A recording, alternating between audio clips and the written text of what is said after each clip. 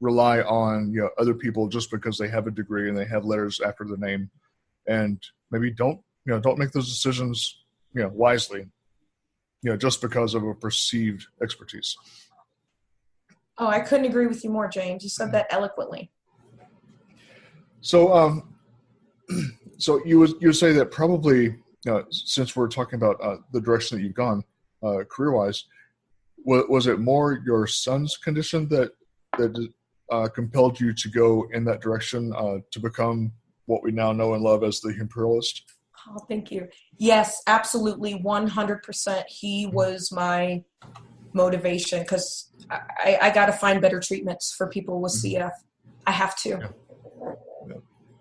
Yeah, and there's just there's a lot of remarkable studies, and I've seen now obviously the oils are more readily available, and people are more open to that. So, and those that know you as well as I do know that you're also like an Encyclopedia Britannica on the subject, because you've educated yourself on it, and so you have the info that people that are curious should be reaching out to you, because you can certainly demystify the question and kind of give that good knowledge, because again people on one side of the fence are not going to tell everything, and so you need to have a resource, and I would certainly like for people to think of you as a resource.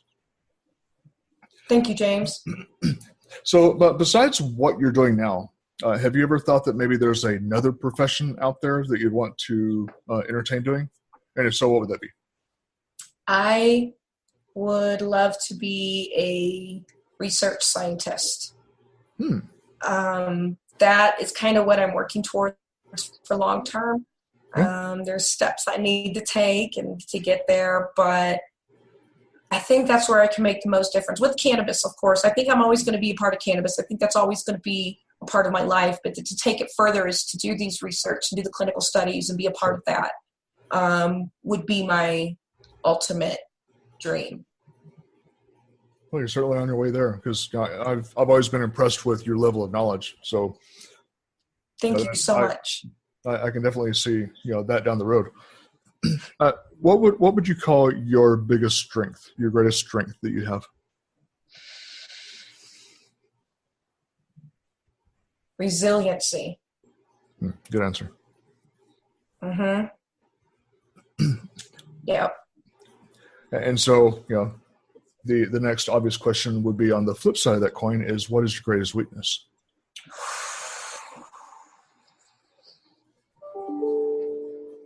Wow. I'd have to say fear. Fear in general, fear of death, fear of time, I can think of anything to be fearful of. And I feel like I'm fighting fear on one side, on one hand, and then fighting the resiliency on the other side. And there's that constant struggle there.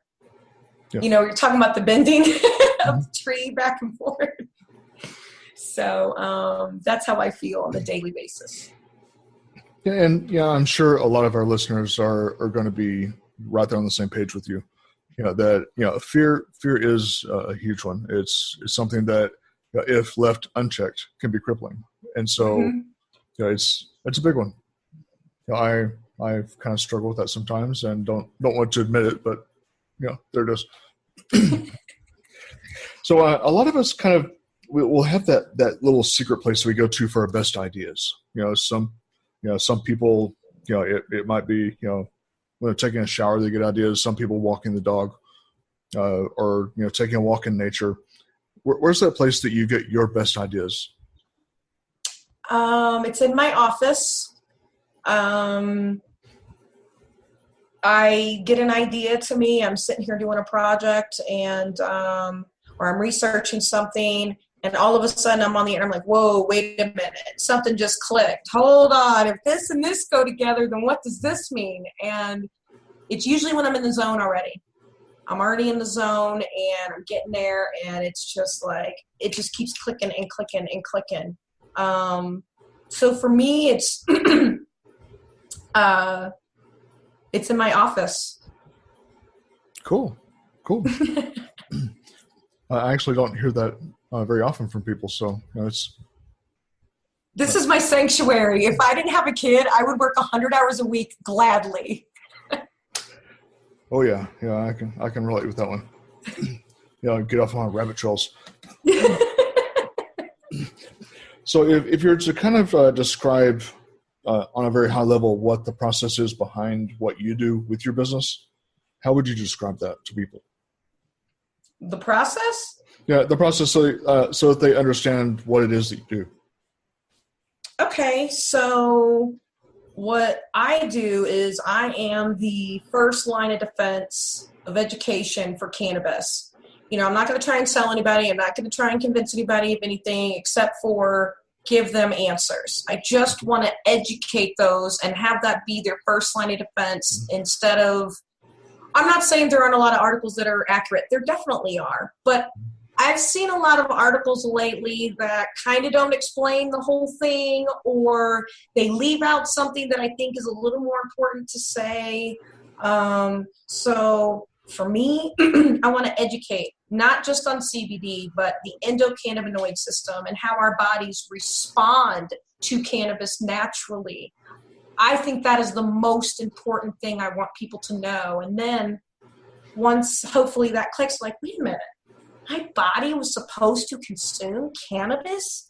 Then they're like, oh yeah, then it started. Then their CBD hemp journeys started, and I'm there for them the entire way.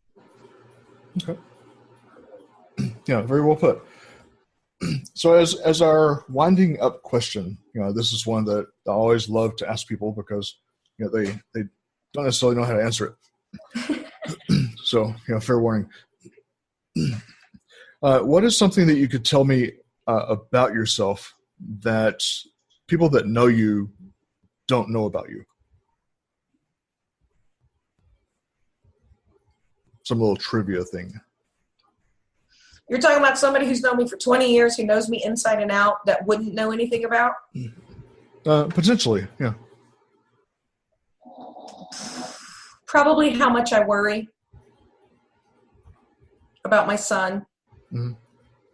I think I know people know I love him and that sort of thing, and they see me living this life and doing these things, but it's always there at the tip of my head, and I'm always trying to find ways that'll make the biggest impact for him. So I don't let my friends know that. I try to joke around and have a good time, and So I think the worry. Yeah, and I'm sure that's very natural. It's what makes you a good mom, after all. So thank you. Wayne, you can't divide that off of you because I can't. He's part of you. So yeah, I can certainly appreciate and respect that. Thank you. Well, Jaime, it's been a lot of fun having you on the program this afternoon, and I certainly would love to down the road, if you have time and have the inclination to come back on and have another chance to chat and let people hear about what's going on out there. Oh, I'd really like that. You asked some really thought-provoking questions. Thank you so much. That was awesome. Well, it's been a pleasure and an honor to have you on, and I certainly will eagerly watch what's going on in your journey. So, thank you again for coming on with the Legacy Cast program today. Thank you, James. I really appreciate it.